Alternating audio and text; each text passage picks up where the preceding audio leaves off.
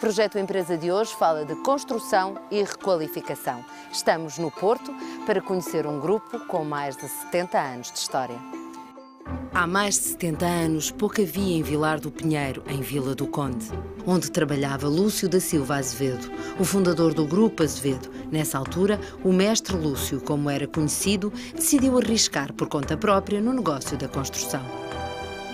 Nos anos 70, foi Alberto Carvalho Azevedo, um dos filhos do mestre, que assumiu a direção da empresa. E em 1974 surgiu a Lúcio da Silva Azevedo e Filhos Limitada.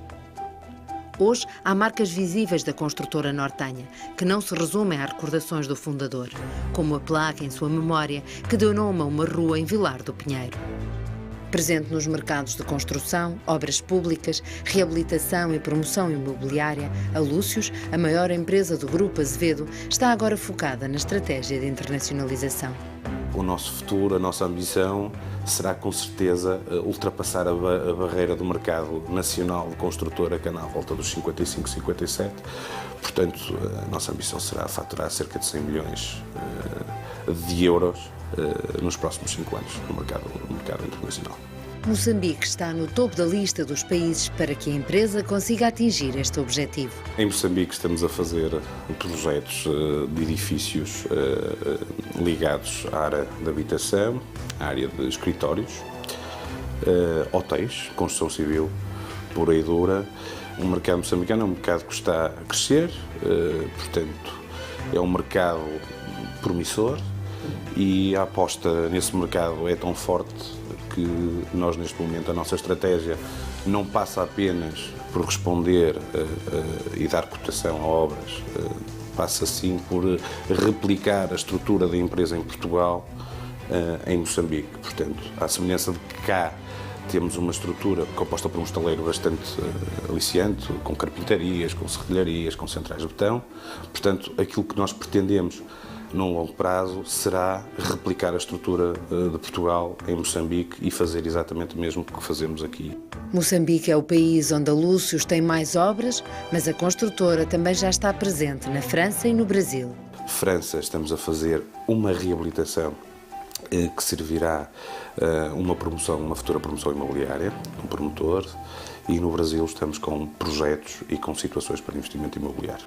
Mas há mais destinos para a Lúcios. Estamos a olhar para o mercado da Argélia, por ser um mercado próximo e também um mercado promissor em crescimento, e estamos a olhar para o mercado de Uganda. Dentro de portas, a crise trouxe outras oportunidades de crescimento nas áreas da indústria e turismo. É um mercado que está incentivado por incentivos públicos e por apoios comunitários.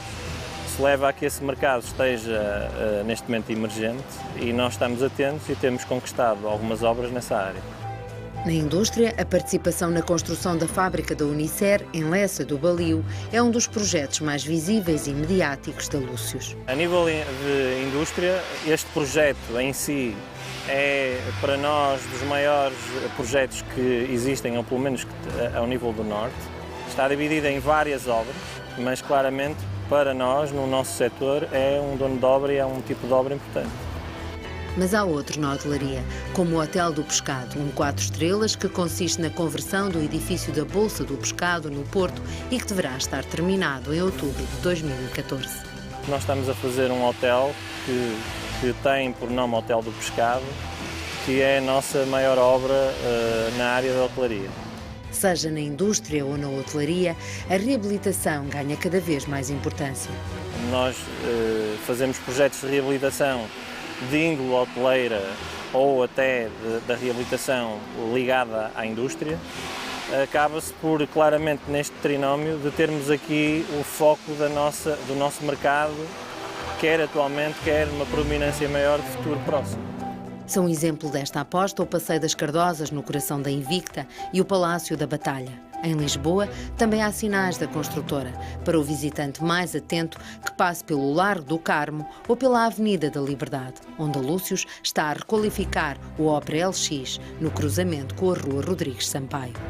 A pensar no crescimento desta área de intervenção, a terceira geração da família à frente da Lúcios criou a Lúcios Indústria, que engloba a produção de carpintaria, serralharia e comercialização de betão.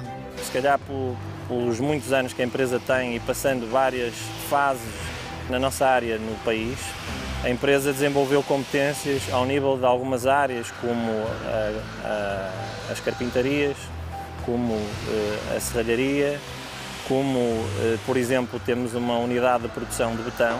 O objetivo é conseguir mais autonomia, rapidez e eficácia em cada obra. Temos capacidade de produção para uma grande parte da nossa necessidade, mas não para a totalidade da nossa necessidade, uma vez que nos levavam obrigatoriamente também a uma regra contrária, que seria depois de termos que alimentar uma produção muito grande.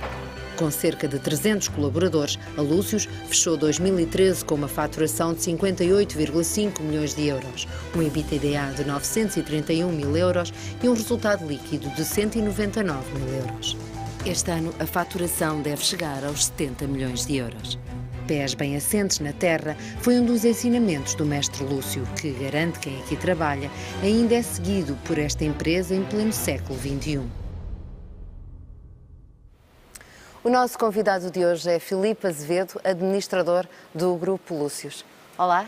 Olá. Obrigada por nos receber aqui na vossa empresa. O Grupo Lúcius começou a internacionalizar há relativamente pouco tempo. Por que é que foi só agora? Foram várias questões que foram acontecendo e que precipitaram um bocadinho a internacionalização do grupo. Nós, até há cerca de 2 anos atrás, víamos a internacionalização como uma questão de futuro, em que estávamos a estudar várias oportunidades, íamos estudando, íamos viajando, íamos conhecendo países, íamos ouvindo outras experiências, que é fundamental. E há cerca de 2 anos apareceu uma experiência, uma possibilidade de uma experiência em Moçambique, através de uma pessoa amiga, posso dizer, um desafio que nos lançaram e que precipitou um bocadinho o início da internacionalização. Acredita no futuro dos projetos em Moçambique, tendo em conta também a tensão que tem-se vivido lá? Acredito. Eu acredito particularmente em Moçambique, tenho estado lá, tenho passado lá algum tempo, já temos lá uma estrutura bastante significativa. O investimento que estamos lá a fazer também já é bastante grande, pelo menos para a nossa dimensão. E o nosso projeto para Moçambique é um projeto há muitos anos. Não o preocupa a forma como alguns portugueses têm sido tratados em Moçambique nos últimos tempos, dadas as tensões políticas? Não particularmente. Nós julgamos que algumas situações que têm acontecido em Moçambique são fruto principalmente de períodos eleitorais que se têm vivido. Acreditamos na estabilização de uma democracia em Moçambique, conforme já acontece. Quase ao mesmo tempo vieram também o Brasil e a França. Sim, o Brasil é um projeto especial, não tem a ver com construção, tem a ver com projetos mesmo na área das engenharias, em que nós aproveitamos uma oportunidade que julgamos ser uma necessidade que o Brasil tem nos próximos anos, devido a muitos compromissos que tem e a grandes eventos. Em relação à França, é um mercado muito interessante. Nós não queríamos fazer toda a nossa aposta na internacionalização no mesmo continente. A abordagem passa muito, não só pelo estudo que fazemos do país, mas pelas oportunidades que vão aparecendo. É muito mais fácil entrar numa experiência internacional num país já de braço dado com alguém que conhece, com alguém que já tem essa experiência desse país, do que de uma forma isolada, que pode tem tempos de retorno muito mais elevados. Para onde é que quer ir agora? Nós estamos a estudar mais mercados, nós não podemos ficar parados nestes países. Na sua ideia já não há dúvidas sobre... Não há dúvidas. O caminho hoje é claramente, para uma empresa da nossa área e com o volume de negócios que queremos ter, é claramente a internacionalização. Portanto, nós estamos neste momento a estudar mais 2 ou 3 países, países naturalmente localizados em África e no Médio Oriente. É nesta altura aí Está a falar da Argélia, por exemplo. Concentradas, é um dos exemplos de países que nós estamos já a fazer propostas comerciais. O Ghana também é um país que está a merecer toda a nossa atenção. E depois temos mais um país que eu penso que ainda é muito cedo para referir, nessa zona. Nessa zona estamos também. a iniciar nesta altura a atividade comercial, que também pode ser interessante. O nosso ideal é efetivamente estar em 3, 4 países no máximo, do ponto de vista de construção. Do ponto de vista de construção, para já estamos em 2, que é Moçambique e França, e portanto queríamos acrescentar mais 1 ou 2 países nesta área internacional. O que é que vocês fazem melhor que todos os outros? O que nós fazemos eu não diria que é propriamente melhor. Eu não teria o atrevimento de dizer que nós fazemos melhor que os outros. Agora, o que nós efetivamente fazemos bem e fazemos com todo o empenho é construir edifícios. É esse o nosso propósito, é construir edifícios. Tudo... Mas na base da requalificação ou também de raiz? Também de raiz. É que muitas vezes não também é claro, não é? Quando se diz requalificar, é construir de raiz ou é pegar naquilo que já existe, engloba tudo? Não, requalificar ou reabilitar é efetivamente pegar em edifícios existentes e com uma reabilitação mais ou menos profunda, portanto, tendo uma atuação maior ou menor sobre os edifícios, requalificá-los e torná-los novos ou torná-los com melhores condições. A nossa área de negócio, nesta altura, representa cerca de 50% obras de reabilitação e outros 50% obras completamente novas, portanto, que não são obras de reabilitação. É nestas duas vertentes, sempre na componente de edifícios, que nós temos o nosso know-how, que nós fazemos bem e que nós estamos implantados. O mercado e a alteração à lei do arrendamento veio melhorar o vosso negócio? Nós não notamos uma relação direta ainda com a evolução do negócio em relação à lei do arrendamento. Acha que vai notar? Eu penso que podemos vir a notar. Mais até do que a lei do arrendamento, eu acho que as novas regras da reabilitação que saíram há pouco tempo podem, efetivamente, aumentar o volume de pessoas, de investidores interessados em reabilitar, tendo principalmente em atenção depois uma solução de arrendamento. Dizia-me há pouco que, relacionado com esta questão da requalificação e das alterações que foram feitas à lei, que nem tudo tem corrido como seria previsto, nomeadamente em termos dos benefícios fiscais que estavam previstos para quem requalificasse. Sim, efetivamente foi anunciado em determinada altura determinados benefícios fiscais. Nós temos tido situações caricatas por exemplo, vou dar um exemplo, de isenções de IMT em prédios nos centros históricos que supostamente teriam isenção e afinal não têm. Portanto, a lei não está clara, isso perturba um bocadinho a atividade de quem está neste meio de construção ou no meio imobiliário. E era necessário clarificar aqui alguma coisa e repor aquilo que efetivamente foi anunciado como vantagens da reabilitação. O que é que vocês, empresas, podem fazer? O que nós podemos fazer é pedir que haja uma clareza em qualquer lei que é criada, não só nesta, mas em qualquer uma, porque o essencial nas regras de qualquer jogo é as regras serem claras. E, efetivamente, na reabilitação, nós ouvimos falar muito de reabilitação na altura das eleições, é um tema de moda de todos os partidos políticos, mas, efetivamente, depois de passado esse período, nós não vemos muita coisa a ser feita pela reabilitação, portanto, achamos que é um tema de moda em certos períodos que podem dar jeito, mas efetivamente depois, e a polémica, inclusive, que nós aqui no Porto temos com a Sociedade de Reabilitação Urbana, é uma coisa que no nosso ver não faz sentido nenhum e não conseguimos compreender como é que é possível um tratamento para quem nos está a ver, quando fala de polémica, está a referir-se? Não, estava-me a referir que os veículos que são as sociedades de reabilitação urbanas que foram criados e que efetivamente deviam servir para dar um tratamento especial à reabilitação urbana, são veículos que nesta altura estão postos em causa, estão praticamente parados, O cluster para a reabilitação urbana acabou por não acontecer também. Esse cluster nós ouvimos anunciá-lo, ouvimos falar nele, mas eu sinceramente desde aí que nunca mais Mas achava que era uma boa ideia, mas... À partida era uma boa ideia, mas foi mais uma ideia que não teve efeito prático nenhum.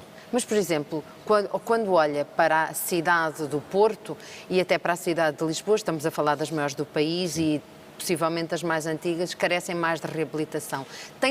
Nota-se a diferença nestas cidades? Nota-se alguma diferença. Esforço de quem?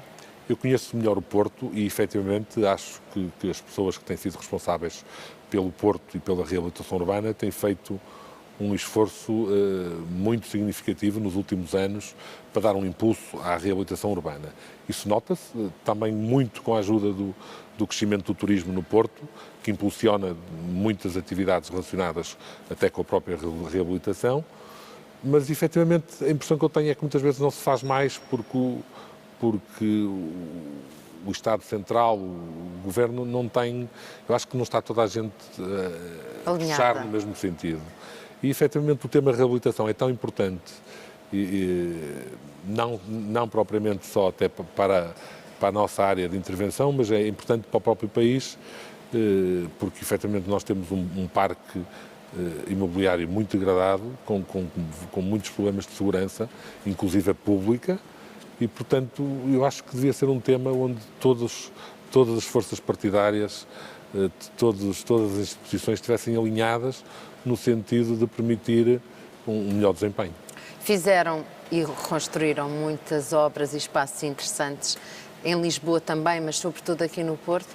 Quando passeia pelas cidades portuguesas e olha para um sítio, o que é que gostava de construir ou reabilitar que ainda não foi feito? Gostava que fosse um projeto de Lúcio? Nós temos feito alguns projetos que, efetivamente, temos um orgulho especial e que nos dizem um bocadinho mais do que outros. O que ainda falta fazer? Eu acho que falta fazer tudo ainda. Nós, quando passamos pelas cidades portuguesas e quando falamos principalmente do Porto e de Lisboa, nós vemos ruas tão bonitas, sítios tão bonitos e com edifícios tão mal estimados que, efetivamente, passamos uma imagem triste, não vou dizer pobre, mas uma imagem triste de muitos sítios, que é muito diferente quando esses sítios ficam reabilitados. Nós temos alguns exemplos no Porto de sítios que têm sido reabilitados e se hoje em dia andamos ali na Rua das Flores, na Rua de Mouzinho da Silveira, vemos efetivamente já uma grande parte das ruas reabilitadas e as ruas parece que ganham uma vida, ganham uma vida nova. Ganham movimentos novos. Negócio, comércio, enfim. Gente. Posso dar o exemplo, nós no Quarteirão das Cardosas, quando se identifica que o grande problema das cidades é não ter pessoas, as pessoas terem saído das cidades, nós com a reabilitação do Quarteirão das Cardosas estamos pelo menos mais 48 famílias que vão viver para o centro do Porto e, portanto, eu penso que é dessa forma, e com a reabilitação dos espaços e dos edifícios, que nós conseguimos dar uma nova vida às cidades e requalificá-las no seu todo. Vocês também têm um nicho de negócio dentro do grupo que é a promoção imobiliária. Por exemplo, o tema dos Golden Visa tem feito bem ao negócio do imobiliário em Portugal? Qual é a sua opinião? Nós, particularmente, ainda não sentimos de uma forma muito leve esse efeito. Mas outros parceiros que nós temos e pessoas que temos ligadas, conhecidas que são ligadas à área imobiliária, efetivamente mais em Lisboa, muito em Lisboa, têm sentido de uma forma muito positiva essa nova medida que foi... E para si é uma boa medida? É, claramente. Tudo que seja puxar investimento para o país, eu acho que nós não estamos em altura, o país como está e da forma que está, não estamos em altura de levantar grandes questões que possam pôr em causa investimento estrangeiro no país. Depois, vocês também estão a apostar noutras áreas de negócio? Dentro da construção... Dentro da construção civil, nós, para além da área da reabilitação, que foi uma área que nesta altura, como lhe disse, já tem um peso de cerca de 50% do nosso volume de negócios, vamos estudando particularmente parcerias com oportunidades que existem, muito ligadas essencialmente ao turismo e muito ligadas à indústria, que muitas vezes existem e que são uma forma de nós alavancarmos mais negócio, mais construção e que também são uma forma, às vezes, um bocadinho de diversificar os negócios dentro do grupo e, portanto, nesta altura, essencialmente na área de turismo, temos um ou dois negócios que estamos nesta altura em fase de conclusão e que são os tais nichos diferentes de oportunidades que surgem. Tem sido possível nos últimos anos a Lúcios contratar? Nós temos contratado muito, principalmente não só também aqui internamente, mas muito para internacional. A contratação... Engenheiros, arquitetos... Muito quadros altos, sim. Engenheiros, encarregados, cargos técnicos de equipas de obra, e são essencialmente as nossas maiores necessidades. Ao contrário do que possa parecer, a mão de obra disponível e muito qualificada como nós queremos, existe efetivamente uma disponibilidade muito grande, e quando lançamos um desafio ao mercado, aparecem efetivamente muitos técnicos a responder, mas também notamos com alguma preocupação que os quadros mais qualificados estão muito a sair lá para fora. Portanto, ouvimos muitas... Mas se não há empresas, nomeadamente como a Lúcius, a conseguir que eles fiquem cá, como é que isso se resolve? Não, isto efetivamente resolve-se apostando mais em algumas áreas cá, como por exemplo a reabilitação. Eu acho que o exemplo da reabilitação, que é um investimento que o país vai ter que acabar por fazer, mais tarde ou mais cedo, sob pena de cair, sob pena de cair. É efetivamente literalmente. Começam as coisas a cair e as pessoas podem se magoar a sério.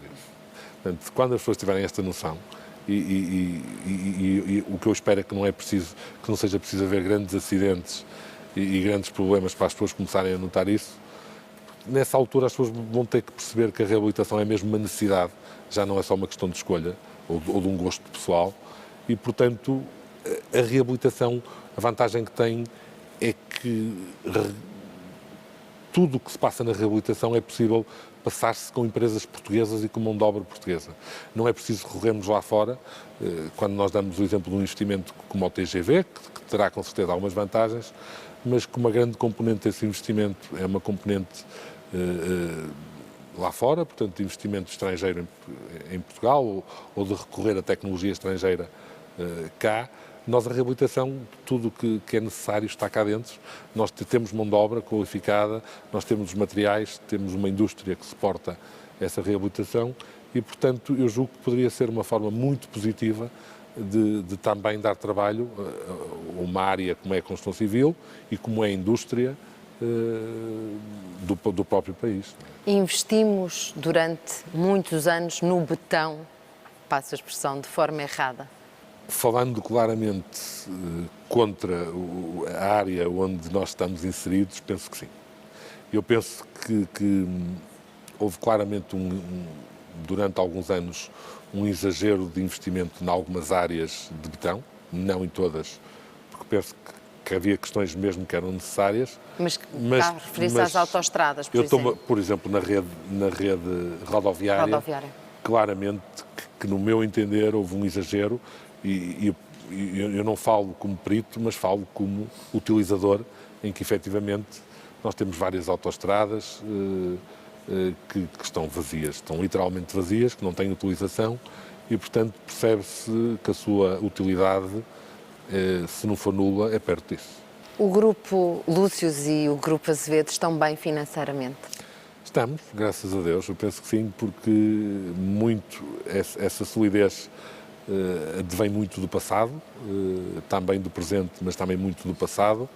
Nós somos um grupo que nunca fomos muito de grandes riscos, portanto o nosso perfil é um perfil de baixo risco. Isso ainda é um ensinamento do seu avô, do seu pai? É claramente uma forma de estar que é passada, que herdei do meu pai, essencialmente. Portanto, nós devemos fazer aquilo para o que estamos dimensionados, para aquilo que temos capacidade e devemos ter alguma ambição, mas na medida certa. Portanto, é isso que nós temos tentado fazer. Mesmo assim, a empresa tem crescido, cresceu para uma dimensão que é aquela onde nós queremos estar e onde estamos nesta altura. Não temos pretensões em termos nacionais de ter uma dimensão superior à que temos. Portanto, o nosso objetivo é conseguir manter esta dimensão. Estamos nesta altura, efetivamente, numa expansão em termos internacionais. Aí também sabemos o que queremos e não queremos estar presentes em mais do que aquilo que temos capacidade e, portanto, achamos que esse perfil nos tem permitido manter alguma estabilidade, tanto em termos financeiros como nos outros aspectos. Há um ano atrás, quando houve a crise no governo, dizia que não fazia sentido nenhum ir para eleições antecipadas para pôr também em causa tudo o trabalho que estava a ser feito. Não se arrepende desse comentário? Não, eu sou a favor da estabilidade em tudo. E, portanto, sou a favor da estabilidade em termos familiares, sou a favor da estabilidade em termos profissionais, sou a favor da estabilidade em termos políticos. Seja no que for, eu acho que a estabilidade que é um bom princípio para as organizações, para as famílias, para as empresas, poderem ter uma boa performance e poderem se manter saudáveis. Portanto, eu acho que os ciclos devem-se cumprir, os ciclos para que as pessoas são eleitas através do voto devem-se cumprir e as pessoas é no fim que devem tirar as suas ilações e fazer os seus comentários. E que ilação é que tira quase no final desta governação? É uma governação muito difícil, eu reconheço que é muito difícil. Eu em termos políticos, eu confesso que não me identifico nesta altura com nenhum grupo político. Eu percebo a dificuldade de quem está a governar o país nesta altura. A única coisa que eu reparo que eu faço nesta altura e que eu pedia é que, efetivamente, eu acho que nesta altura não faz muito mais sentido pedir mais esforço aos portugueses, tanto às famílias, às pessoas, como às empresas. Eu acho que estamos no limite do esforço que se pode pedir e pedia também aos governantes, se pudessem, para visitar mais as empresas, para virem um bocadinho mais para a rua, para perceber as dificuldades que elas passam, no sentido de poderem melhorar o próprio desempenho deles a favor do país. Filipe Azevedo, muito obrigada por esta conversa. Obrigado a nós. Obrigado. O Projeto Empresa regressa a seguir a um curto intervalo.